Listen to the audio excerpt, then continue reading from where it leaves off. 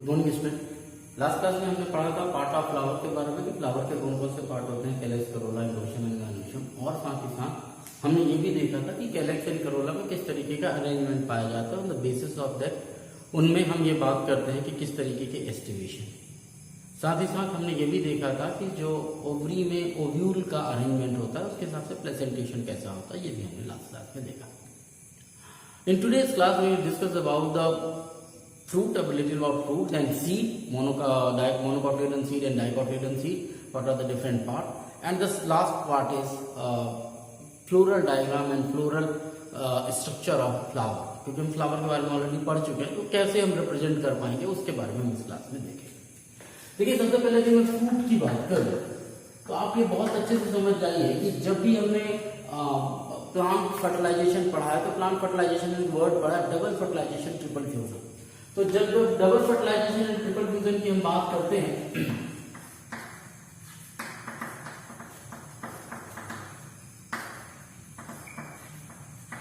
तो आप उसको ऐसे देखिए कि डबल फर्टिलाइजेशन में एक जो फर्टिलाइजेशन होता है उससे फॉर्मेशन होता है किसका, जायगोट का। ये शायद आपको याद हो, जायगोट कैसे बनता है, male gamete that is pollen grain और फीमेल ओव्यूल, ये आपस में जब फ्यूज होते हैं तब बनता है क्या, जायगोट। और ये फर्स्ट पोलन ग्रेन मतलब पोलन ग्रेन का फर्स्ट न्यूक्लियाई,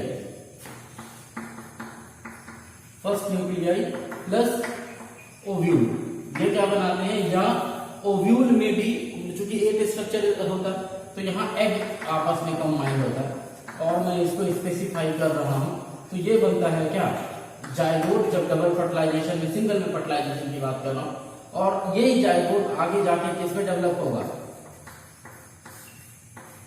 सीड में डेवलप होगा। ये प्रीवियस नॉलेज है जो हमको दिमाग में आया। ट्रिपल फ्यूजन में क्या होता है, ट्रिपल फ्यूजन में दरअसल होता है इंडोस्पर्म का फॉर्मेशन होता है। इंडोस्पर्म, इंडोस्पर्म कैसे बनता है, जो सेकेंडरी न्यूक्लियाई होता है, ये कौन सा न्यूक्लियाई है, मेल का ही, मेल गैमेट का ही जो सेकेंड न्यूक्लियाई है वो फ्यूज होता है जो दो पोलर न्यूक्लियाई मौजूद हैं, इसमें एग, टू पोलर न्यूक्लियाई, तो क्या बनेगा, एक ट्रिपल एक्स स्ट्रक्चर बनता है। ठीक है, ये एक्स ये और ये दो पोलर न्यूक्लियाई ये मिलकर 3x बनाते हैं और जिसे हम कहते हैं क्या,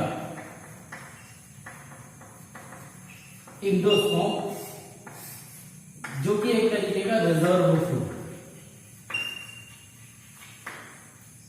इज इट क्लियर? तो ये सीड का फॉर्मेशन और ये इंडोस्पर्म का फॉर्मेशन, क्योंकि ये फ्रूट में ये डबल फर्टिलाइजेशन, जो नॉर्मल फर्टिलाइजेशन है प्लांट में इसी तरीके से चलता है, और ये सीड और इंडोस्पर्म ये दोनों मौजूद कहां है, ये सब के सब मौजूद है किसके अंदर, ओवरी के अंदर। ये सब किसके अंदर मौजूद है, ओवरी के अंदर। And this mature ovary will become fruit. तो फ्रूट के अंदर आपको क्या मिलेगा, फ्रूट के अंदर आपको सीड भी मिलेगा और फ्रूट के अंदर आपको इंडोस्पर्म भी मिलेगा, विच रिजर्व फूड भी मिलेगा। हम चूंकि यहाँ पर बात फ्रूट की कर रहे हैं तो आपको समझ में आ गया होगा। तो फ्रूट की यदि मैं बात करूं तो फ्रूट को आप दो कैटेगरी में डिवाइड कर सकते हैं, आइदर ट्रू फ्रूट और फॉल्स फ्रूट। अब ये क्या होता है, ट्रू और फॉल्स। तो ट्रू और फॉल्स को ऐसे समझिए कि चूंकि हमने ये कहा कि ओवरी किसमें डेवलप होती है, फ्रूट में डेवलप होती है, तो यदि यहां पर ट्रू फ्रूट का मतलब यह है कि if fruit develops from ovary तब वो ट्रू फ्रूट कहलाएगा, और fruit with other than ovary means ovary के अलावा यदि किसी और दूसरे पार्ट से डेवलप हो रहा है तो वो कहलाएगा क्या, फॉल्स फ्रूट। इसका सबसे बेस्ट एग्जांपल क्या है, एप्पल। एप्पल में दरअसल आप जो एप्पल आप देखते हैं या जो आप एप्पल खाते हैं, उस एप्पल में जो इस बीच वाला पोर्शन होता है जहां पर इस तरीके का थोड़ा सा हार्ड स्ट्रक्चर होता है, जो सीट मौजूद होते हैं, इस तरीके से कवरिंग वाला पोर्शन होता है जिसको अक्सर आप जब सेब काटते हैं तो इस हार्ड पोर्शन को काट के अलग कर देते हैं, दरअसल ये वाला पोर्शन ओवरी वाला पोर्शन होता है, और इस ओवरी के अंदर आपको ये सीड दिखाई देते हैं। तो ये यदि इसको यदि एज ए फ्रूट यूटिलाइज करते हैं हम, तब ये कहलाता फ्रूट। पर चूंकि हम ओवरी को नहीं खाते, हम किसको खाते हैं, ये फ्लैशी पार्ट खाते हैं।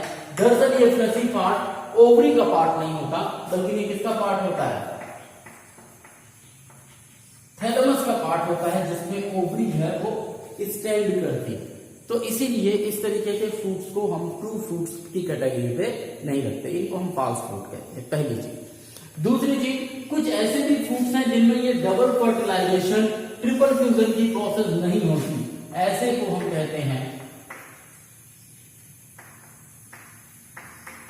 Parthenocarpic. Parthenocarpic means seedless fruit. जब एक सिंगल सेल स्ट्रक्चर जो है वो एक कंप्लीट फ्रूट में डेवलप हो जाए अपने आप में, without the process of fertilization, without the process of seed formation, then the process known as parthenocarpic. तो फ्रूट दो तरीके के आप कह सकते हैं कि एक तो नॉर्मल फ्रूट ये हो गया, एक तरीके से ये पार्थिनोकार्पिक, बनाना हो गया, ग्रेप्स हो गया, जिनमें की सीड का फॉर्मेशन नहीं होता, वो सब किस में आएंगे, पार्थिनोकार्पिक फ्रूट में आएंगे। Is it clear? अब किसी भी फ्रूट की ये जो फ्रूट वॉल है वो ड्राई हो सकती है और फ्लैशी। देखिए यदि ड्राई है, सूखी है, तब तो उससे चिपकी रहेगी फ्रूट से, कोई प्रॉब्लम। लेकिन यदि फ्लैशी हुई तब क्या हो, इसे कहते हैं जो फ्रूट वॉल होती है, इसे कहा जाता है पेरिकार्प।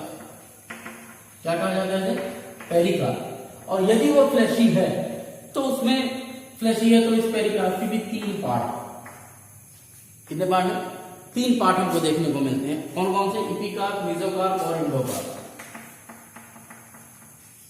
इपिकार्प, मेसोकार्प और एंडोकार्प। दरअसल इस पेरिकार्प को समझने का सबसे अच्छा तरीका यह है, यदि आप एक आम का एग्जांपल लें,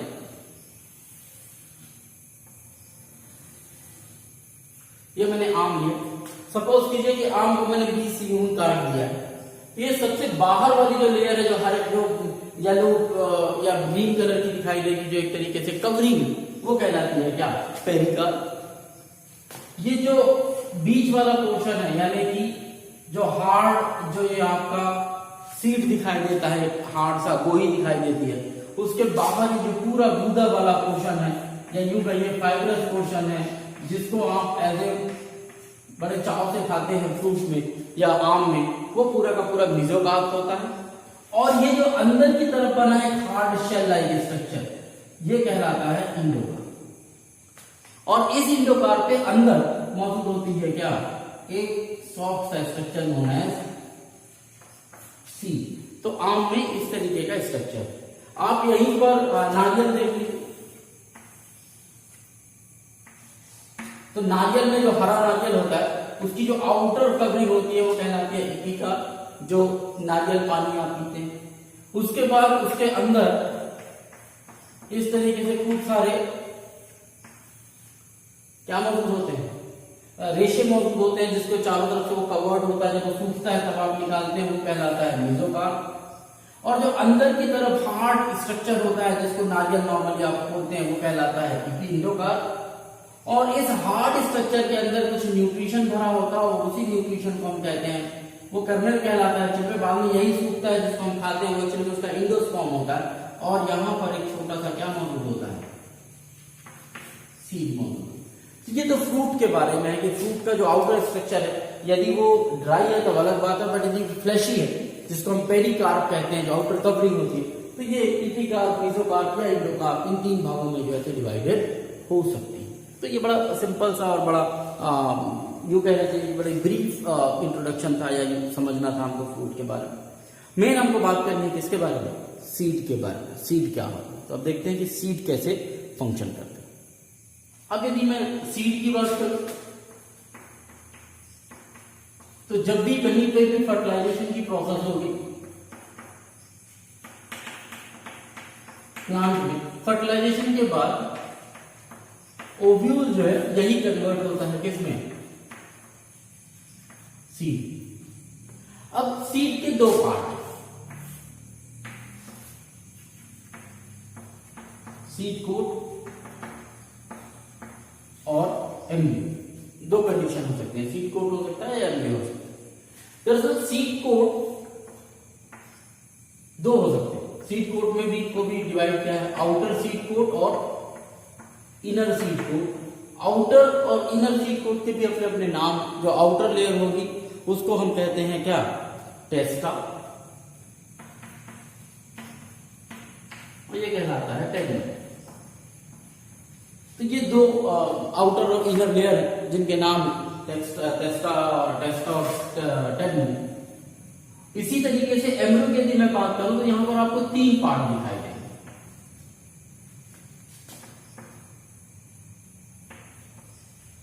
लिन्यूल,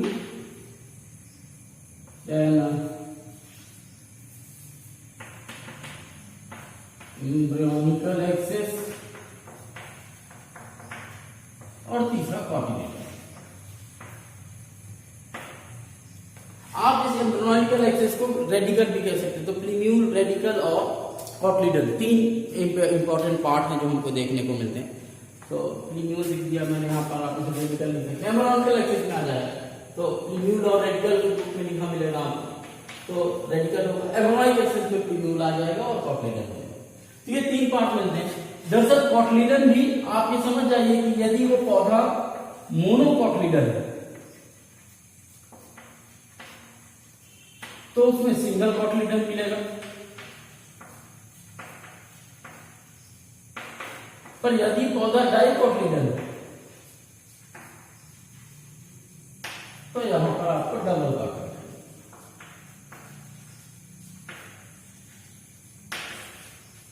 इज इट क्लियर? इतनी बात समझ में? तो सीड के बारे में हमने देख लिया, सीड कोट, एम्ब्रियो और इस तरीके की कंडीशन। यदि आप किसी एक चने को आप भिगो दें, उसको देखें तो इस तरीके का स्ट्रक्चर देखने को मिलता है। हमने लास्ट क्लास में प्रैक्टिकल किया था तो वहां पर यह देखा भी था। दरअसल ये दोनों क्या है, कॉटलीडन, याद रखिएगा कॉटलीडन और एम्ब्रियो में डिफरेंस, इंडोस्पर्म में कंफ्यूज मत होइए। कॉटलीडन अलग चीज है, एंडोस्पर्म अलग चीज है। एंडोस्पर्म वो है जो डेवलपमेंट के, सीड के डेवलपमेंट में काम करेगा। ये हो जाएगा आपका क्या, लिन्यूल, ये हो जाएगा आपका रेडिकल और यही एम्ब्रियोनिक एक्सिस। यही तीन पार्ट और इनको कवर किए हुए जो रहता है उसी को हम बोलते हैं क्या, सीड कोट। जहां तक सीड की बात है, सीड दो तरीके की हो सकती है,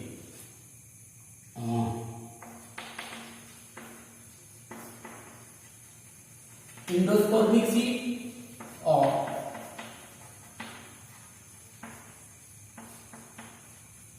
नॉन इंडोस्पर्मिक सीड। देखिए इंडोस्पर्मिक सीड का मतलब यह है कि इस सीड में स्टिल एंडोस्पर्मियस लेफ्ट आउट, बचा हुआ है एंडोस्पर्मियस का जेम, जो ड्यूरिंग फर्टिलाइजेशन एंडोस्पर्म बना था वो बचा हुआ है। बेस्ट एग्जांपल इज कैस्टर, इसमें एंडोस्पर्म बचा है। जबकि नॉन स्पर्मिक सीड वो है यूटिलाइज एंडोस्पर्म, तो जब तक वो मैच्योर होते हैं एंडोस्पर्म को यूटिलाइज कर चुके होते हैं, चाहे वो पी प्लांट हो, चाहे वो वीट हो, कुछ भी, ये सब के सब क्या कर चुके होते हैं, अपने एंडोस्पर्म को यूटिलाइज कर चुके होते हैं। इनको बोलते हैं नॉन एंडोस्पर्मिक सीड, और जो नहीं यूटिलाइज किए जाते हैं उनको बोलते हैं endospermic seed. Is it clear? Any doubt? Clear हो रहा? जहां तक डाइकॉट और मोनोकॉट सीड की बात है, तो डाइकॉट में तो फिर कोई प्रॉब्लम ही नहीं होनी चाहिए। डाइकॉट में दोनों कॉटलीडन है, दो कॉटलीडन, एम्ब्रियोनिक एक्सिस, प्लीन्यूल, रेडिकल और ये कॉटलीडन है, और इनको कवर किया हुआ स्ट्रक्चर कहलाता है क्या, सीड कोट। लेकिन जब आप मोनोकॉट की बात करते हैं तो मोनोकॉट का डायग्राम कई बार पूछा जाता है और आप लोगों को बड़ा कंफ्यूजन होता है डायग्राम बनाने में। हम कोशिश करेंगे आज की आपको डायग्राम बता पाए इस सरल तरीके से समझाते हुए कि कभी भी आपको मोनोकॉट का डायग्राम बनाने में कोई तकलीफ ना हो। Is it clear? तो शुरू करते हैं मोनोकॉट का डायग्राम विद डिस्क्रिप्शन की कौन सी पार्ट कहाँ मौजूद है। यही तीन पार्ट, आपको यही तीन पार्ट मिलेंगे। कौन कौन सा? सीड कोट मिलेगा आपको, एम्ब्रियो मिलेगा, एम्ब्रियो में प्लूम्यूल और रेडिकल मिलेंगे, एम्ब्रियोनिक एक्सिस मिलेगा, कॉटिलिडन मिलेगा। कुछ नहीं, थोड़े से नाम बदल जाएंगे, लेकिन यदि आप एक बार समझ लेंगे तो फिर आपको कभी भी नहीं भूलेगा। Is it clear? Now dicotyledon के बाद जो नेक्स्ट आता है वो आता है क्या? Monocotyledonous seed. देखिए ज्यादातर मोनोकोटिलिडनस सीड कैसे होते हैं? इंडोस्पर्मिक होते हैं। अब इंडोस्पर्मिक सीड है, इसका मतलब है इनमें क्या पाया जाएगा? इंडोस्पर्म मौजूद होगा सीड के अंदर। देखिए डायग्राम कुछ ऐसा है कि सबसे पहले आपको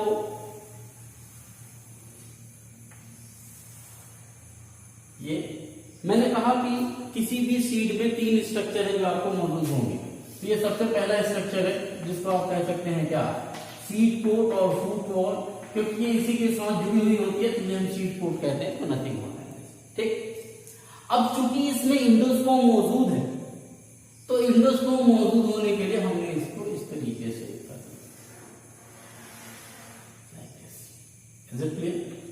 अब इंडोस्पर्म इसके अंदर मौजूद है और ये जो लेयर है ये प्रोटीनियस लेयर होती है और इस प्रोटीनियस लेयर को हम कहते हैं एल्यूरोन। क्या कहते हैं इसको? एल्यूरोन। तो दिस इज एल्यूरोन और ये एक ऐसी लेयर है, प्रोटीनस लेयर है, और इस प्रोटीनस लेयर के अंदर जो भी फ्लूइड भरा हुआ है या जो भी चीज भरी हुई है वो क्या है? इंडोस्पर्म। क्योंकि मैंने कहा कि ज्यादातर मोनोकोटिलिडन प्लांट कैसे हैं? इंडोस्पर्मिक है, तो इसके अंदर जो भी सब्सटेंस भरा हुआ है वो सब कैसा है? इंडोस्पर्म है, और बाहरी लेयर जो है वो क्या है? एल्यूरोन की proteins layer. Is it clear? अब आ जाते हैं नीचे की तरफ, क्योंकि मैंने ये कहा है कि जो पार्ट हमने डाइकोटिलिडन में देखे थे वो सब पार्ट यहाँ मिलेंगे आपको। तो अभी तो हमने केवल सीड कोट पर पढ़ा है, क्योंकि एल्यूरोन या इंडोस्पर्म तो ये अलग से आ गया, क्योंकि ये तो डाइकोटिलिडन प्लांट में दिखता नहीं है। तो ऐसी कंडीशन में जब हम नीचे की तरफ आते हैं तो हमको एक और स्ट्रक्चर इस तरीके से दिखाई देता है।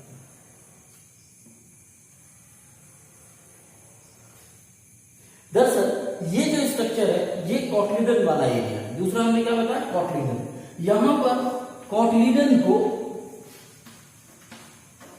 कोटिलिडन ना कह के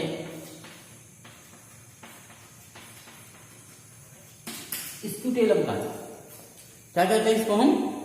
स्क्यूटेलम। Is it clear? तो ये कोटिलिडन वर्ड यूज नहीं करते मोनोकोटिलिडन में, उसको कहते हैं स्क्यूटेलम। और इस स्क्यूटेलम के साथ साथ दो चीजें यहां पर देखने को मिलती है।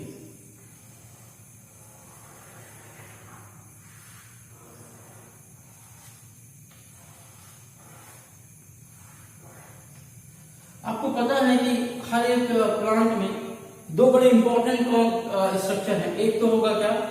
अंदर की तरफ प्लूम्यूल या ऊपर की तरफ प्लूम्यूल, और नीचे की तरफ होगा क्या?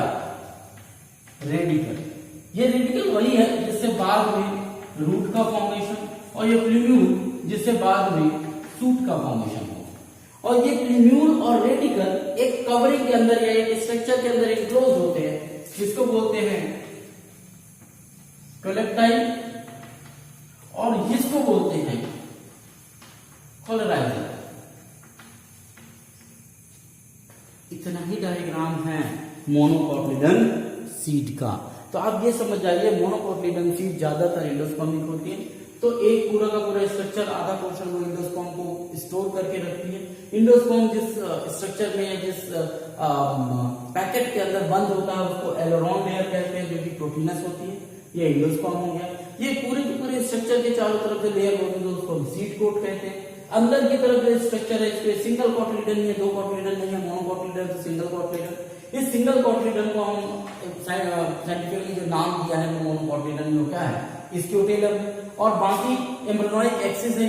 एम्ब्रियोनिक एक्सिस में ऊपर की तरफ प्लूम्यूल, नीचे की तरफ रेडिकल, और ये प्लूम्यूल जो है तो कोलेक्टाइल से और रेडिकल जो है वो कोलोराइजा से ये कवर्ड होते हैं इनको प्रोटेक्शन देने के लिए। Is there any doubt? तो होप कि आपको कभी भी अब मोनोकोटिलिडन सीड नहीं बोलेगा। उसका डायग्राम एक बार बना लीजिए, दिमाग पे बैठाइए। आउटर एक कवरिंग सीड कोट के बाद दो भागों में डिवाइड करना, ऊपर की तरफ इंडोस्पर्म रख देना है जो कि एलोरॉन लेयर से कवर्ड होगा जो कि एक प्रोटीनस लेयर है। नीचे की तरफ हमें जो बचा हुआ पोर्शन है वो कोटलीडन का है, जिसको हम मोनोकोटलीडन में स्क्यूटेलम कहते हैं। ऊपर की तरफ प्रीम्यूल, नीचे की तरफ रेडिकल। प्रीम्यूल को कवर करते हुए कोलेक्टाइल और नीचे रेडिकल को कवर करता हुआ कोलोराइजर। सो आई होप कि आपको अब मोनोकोटलीडन सीड बन जाएगा डायग्राम यदि आएगा तो। और ये एग्जांपल जो है ये आपका कई बार आता है, ये डायग्राम जो है आपका ये तो कई बार जो है तो देखने को हमको मिलता है। Is it clear? देखिए हमने लास्ट क्लास में प्रैक्टिकल करते हुए फ्लावर को डिस्क्राइब किया था कि फ्लावर के कौन कौन से पार्ट होते हैं।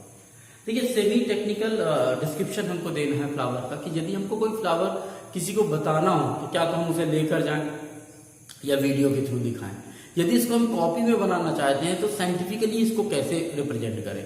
तो जब भी किसी प्लांट का हम डिस्क्रिप्शन लिखते हैं तो सबसे पहले उसकी हैबिटेट लिखते हैं, फिर उसके स्टेम के बारे में, उसके रूट के बारे में, उसके लीफ के बारे में। अब आप कहेंगे साहब ये कैसे लिखते हैं, तो ये बिल्कुल आसान है। रूट कितने प्रकार की होती हैं, वो या तो फाइब्रस रूट होंगी या तो टैप रूट सिस्टम होगा, एडवेंटिशियस रूट होंगी। लीफ किस तरीके की है, पिन्नेटली है, पाल्मेटरी कंपाउंड है, सिंपल लीफ है, किस तरीके की लीफ है, वेनेशन किस तरीके का पाया जा रहा है। तो ये सब डिस्क्रिप्शन पहले आता है। हैबिटेट किस माहौल में या किस हैबिटेट में रहता है। और इन सब के बाद फाइनली एक और स्ट्रक्चर बड़ा इंपॉर्टेंट है जो प्लांट में देखने को मिलता है, दैट इज फ्लावर। कि फ्लावर का डिस्क्रिप्शन कैसा है, जिससे हम उस प्लांट के बारे में आइडिया पा सकें। तो जब फ्लावर के डिस्क्रिप्शन की बात आती है तो सबसे पहले वर्ड आता है ब्रैकिएट। इसको हम इंडिकेट करते हैं BR। देखिए हम यहां पर दो चीजें पढ़ने वाले हैं, फ्लोरल फॉर्मूला और फ्लोरल फॉर्मूला के बाद फ्लोरल डायग्राम। तो फ्लोरल फॉर्मूला कैसे बनाया जाए, कैसे हम जाने कि कौन सी चीज क्या है। तो जब तक आप डोनेशन इनके क्या किस चीज को क्या कहा जाता है ये नहीं पता चलेगा आपको, या किसको रिप्रेजेंट किया जाता है, तब तक शायद आपकी बात, तब तक आप उस फ्लोरल फॉर्मूला को नहीं बना सकते। लेकिन जैसे ही आप एक बार जान जाएंगे कि किसको क्या कहा जाता है या किससे इंडिकेट किया जाता है, तो आसानी से आप किसी भी फ्लावर का फ्लोरल डायग्राम बना सकते हैं, फ्लोरल फॉर्मूला लिख सकते हैं। Is it clear? तो सबसे पहले मैंने आपको बताया होगा कि ब्रैकिएट इब्रेकिएट कंडीशन है, और ब्रैकिएट इब्रेकिएट कंडीशन को दिखाने के लिए BR या इब्रेकिएट है, यदि नहीं है तो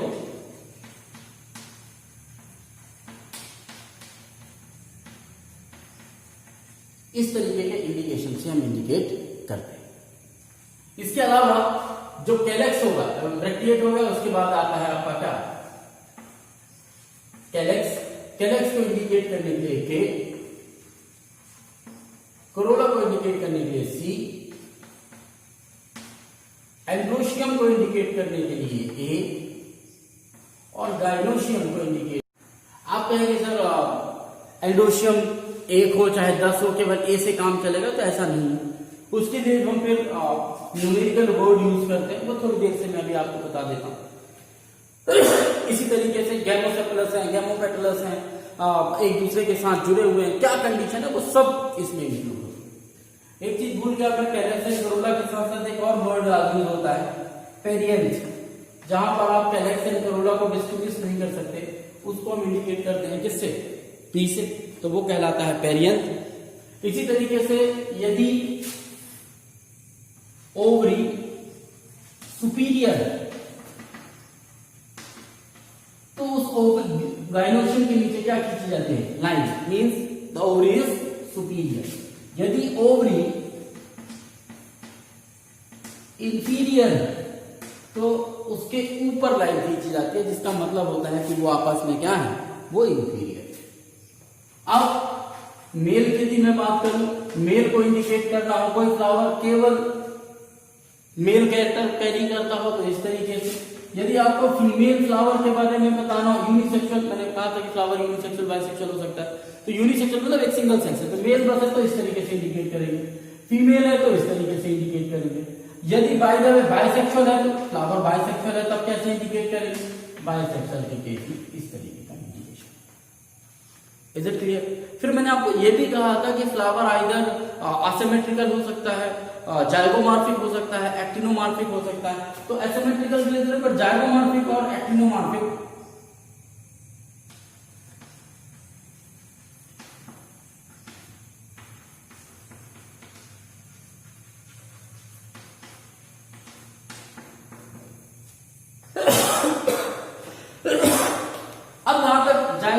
की बात है, जाइगोमॉर्फिक को इंडिकेट किस तरीके से किया जाता है, एक्टिनोमॉर्फिक को इस तरीके से। एक्टिनोमॉर्फिक का मतलब क्या होता है, यदि आप थोड़ा सा रिकॉल करें जो मैंने पीछे बताया था कि एक्टिनोमॉर्फिक का मतलब होता है कि आप उस फ्लावर को किसी भी प्लेन से काट सकते हैं, या एक से ज्यादा प्लेन होते हैं जिनसे वो दो इक्वल पार्ट में डिवाइड हो जाता है। जबकि जाइगोमॉर्फिक फ्लावर वो होता है जहां एक ही प्लेन होता है जिससे आप उसको काटेंगे तो वो दो इक्वल पार्ट में डिवाइड होगा, यानी इसमें सिमेट्री दोनों में देखने को मिलती है। पर जिसमें सिमेट्री केवल एक ही प्लेन में देखने को मिलती है, एक्टिनोमॉर्फिक में एक से ज्यादा प्लेन में सिमेट्री देखने को मिलती है। मींस एक से ज्यादा एरिया है जहां से आप उसको काटेंगे तो दो इक्वल पार्ट में वो डिवाइड होगा। That is zygomorphic and actinomorphic, उसका इंडिकेशन है। उसका क्या है, ये इंडिकेशन। Is it clear? यदि कोई पार्ट आप जैसे माने कैलेक्स है, फ्यूज है, तो यदि फ्यूज है तो उनको हम एक ब्रैकेट के अंदर रखते हैं। एग्जांपल के तौर पर मान लीजिए 5 कैलेक्स हैं और वो आपस में क्या है, जुड़े हुए हैं, तो उनको हम इस तरीके से इंडिकेट करते हैं कि फिर उसके नीचे हम उसकी नंबरिंग करते हैं और फिर उसको आपस में क्या कर देते हैं, कोष्टक के अंदर कर देते हैं, या यूं कहिए कि कवर में कर देते हैं, ताकि ये समझ में आए कि 5 हैं कैरेक्टर्स और कैसे हैं, कवर्ड, या सॉरी आपस में क्या है, एक दूसरे से जुड़े हुए हैं, फ्यूज। इसी तरीके से कई बार आपने देखा होगा कि जो एंथर है, या यूं कहिए जो मेल पार्ट है, वो कई बार पेटल के साथ जुड़ा हुआ होता है। तो जब कभी इस तरीके से ज्वाइंट होते हैं, मींस पेटल एंथर के साथ जब जुड़ा हुआ होता है, उसको ज्वाइंट दिखाने के लिए इस तरीके का इंडिकेशन है। यहाँ मैं पैटर्न के लिए पी लिख दिया, पेरियंथ हो जाएगा, मुझे यहाँ पर सी लिखना चाहिए, सी और ये इस तरीके से जुड़ सकते हैं। तो जब वो जुड़े हुए होते हैं तो उनको छत्रनुमा स्ट्रक्चर से या एक एरो से जो है तो उसको इंडिकेट किया जाए। तो ये कुछ फॉर्मूला है या कुछ बेसिक है जो आपको जाननी चाहिए। अब मैं एक एग्जांपल लेता हूं एक प्लांट का जो आपने किया हुआ है, और वो है पी प्लांट जो आपने किया हुआ है, उसका एक फ्लोरल फॉर्मूला यहाँ लिखता हूं। उम्मीद है आपको सब कुछ याद आ जाएगा जो मैंने ये फॉर्मूला बनाया था। सबसे पहले बात करते हैं जैसे पी प्लांट के जिसका फ्लोरल फॉर्मूला लिखूं, क्योंकि आपको मैंने इससे पहले वाली क्लास में पी प्लांट का फ्लावर डिस्क्रिप्शन कर कर दिखाया है। तो आप देखिएगा क्या वो जाइगोमॉर्फिक है या एक्टिनोमॉर्फिक। तो आप पाएंगे कि एक स्टैंडर्ड फ्लावर होता है, 2 कील होते हैं, 2 विंग्स होती है। यदि आप उसको इस तरीके से काटेंगे तो इक्वल पार्ट में नहीं कटेगा, तो केवल एक ही प्लेन है जिससे वो 2 बराबर भागों में बटेगा। तो इसका मतलब कैसा है, वो जाइगोमॉर्फिक। उसको इंडिकेट करने के लिए हम सबसे पहले क्या करेंगे, ये हो गया हमारा जाइगोमॉर्फिक का निशान कि फ्लावर कैसा है, जाइगोमॉर्फिक। जाइगोमॉर्फिक के बाद क्या उसमें फिर उसके बाद दूसरा हमारा कॉन्सेप्ट होगा कि फ्लावर कैसा है, बाइसेक्सुअल है, यूनिसेक्सुअल है। और यदि यूनिसेक्सुअल है तो मेल है कि फीमेल है, और यदि बाइसेक्सुअल है तब तो कोई बात ही नहीं, दोनों मौजूद होंगे। क्योंकि जब हमने वो देखा था पी प्लांट, तो हमने देखा था कि वो कैसा था, बाइसेक्सुअल था, उसमें मेल भी मौजूद था और फीमेल भी मौजूद थी। तो बाइसेक्सुअल इंडिकेट करने के लिए हमको क्या करना पड़ेगा, वो डायग्राम देना पड़ेगा like this. Is it clear? तो जाइगोमॉर्फिक है पी प्लांट और कैसा है, bisexual. Is there any doubt? अब इसके बाद जब आप कैलेक्स देखते हो तो कैलेक्स कितने मिलते हैं वहां पर, 5। यदि आपने ध्यान दिया उसके नीचे की तरफ थे, हमने निकाल कर दिखाया और सब आपस में नीचे की तरफ क्या थे, जुड़े हुए थे, तो उनको ऐसे जोड़ कैलेक्स। करोला, करोला भी 5 थे, लेकिन कैसे थे, 1 + 2 + 2 के फॉर्म में। ये 1 आपको याद होगा वो स्टैंडर्ड, ये 2 विंग लाइक स्ट्रक्चर, सॉरी ऊपर वाला विंग हो गया, या जो पहले वाला था, 2 जो है तो विंग लाइक। ये जो 2 कील थे, जो कील का फॉर्मेशन करते थे सबसे अंदर, वो आपस में एक दूसरे से क्या थे, जुड़े हुए थे। तो इस तरीके से इंडिकेशन हम दे सकते हैं 1 + 2 + 2, और वो 2 भी है, उसको भी हमने क्या किया, कोष्टक में रख दिया।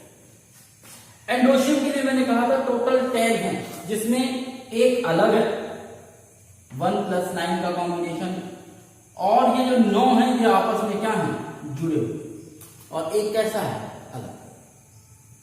इसी तरीके से गाइनोशियम है जो कि एक ही है, ज्यादा नहीं है, एक ही है, और सुपीरियर ओवरी, यहाँ एक ही ओवरी कैसी है, superior. So this is the floral formula. आप कोई भी फ्लावर उठाइए, आपको ये 4 बेसिक चीजें ध्यान रखनी है कि इनको आपको इंडिकेट करना। उसके अलावा आपको देखना है कि यूनिसेक्सुअल है, बाइसेक्सुअल है। फ्लावर कैसा है, एक्टिनोमार्फिक है कि जाइगोमार्फिक है।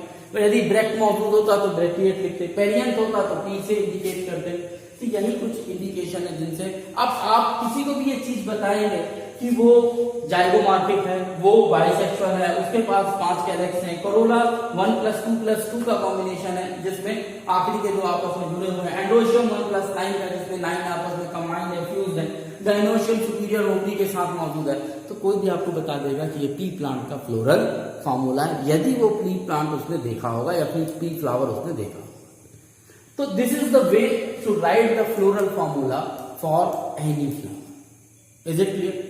अब इसी फ्लोरल फॉर्मूला को ध्यान में रखते हुए इसका फ्लोरल डायग्राम बनाने की कोशिश करते हैं, और यदि उसमें कामयाब हो गए तो होप कि फिर हमको कोई प्रॉब्लम नहीं जाएगी। जो सेमी टेक्निकल हमको जो डिस्क्रिप्शन देना है वो हमको समझ में आ जाए।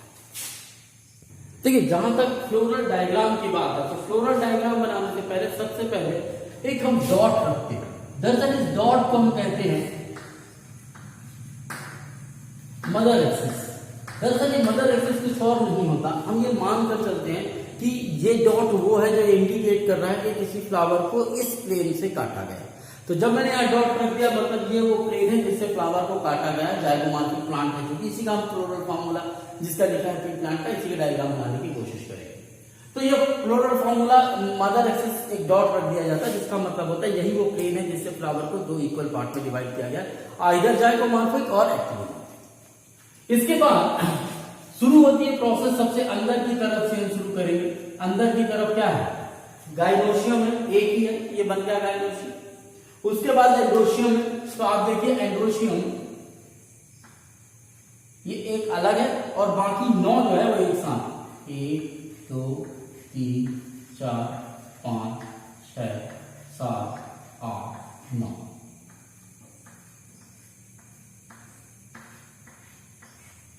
ये 9 एक साथ हो गए, ये इंडिकेशन हो गई। उसके बाद कैलेक्स 1+2+2 का कॉम्बिनेशन। आ रही मेरी बात समझ?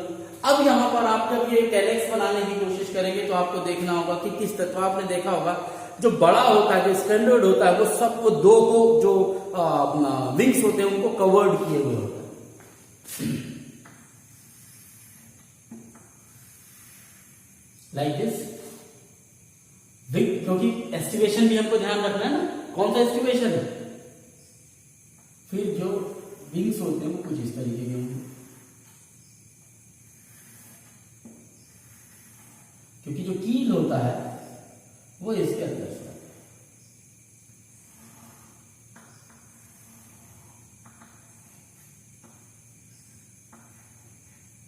ये अंदर की तरफ बीच में जुड़ा हुआ। तो इस तरीके का एस्टिमेशन क्या होता है, जहां एक कंप्लीट बाहर 2 कंप्लीट अंदर, बाकी अल्टरनेट। ये आपने एस्टिमेशन पढ़ा हुआ। इसके अलावा 5 क्या है? कैलेक्स। कैलेक्स कैसे हैं? ट्विस्टेड है, इम्ब्रिकेटेड है, वॉल्वेट कंडीशन में मौजूद है। तो जिस तरीके का अरेंजमेंट है उस तरीके का हम बताएंगे। यहां पर जब हम बात करते हैं किसकी, कैलेक्स की, तो ये सब टच करते हुए कुछ इस तरीके का स्ट्रक्चर मिलेगा।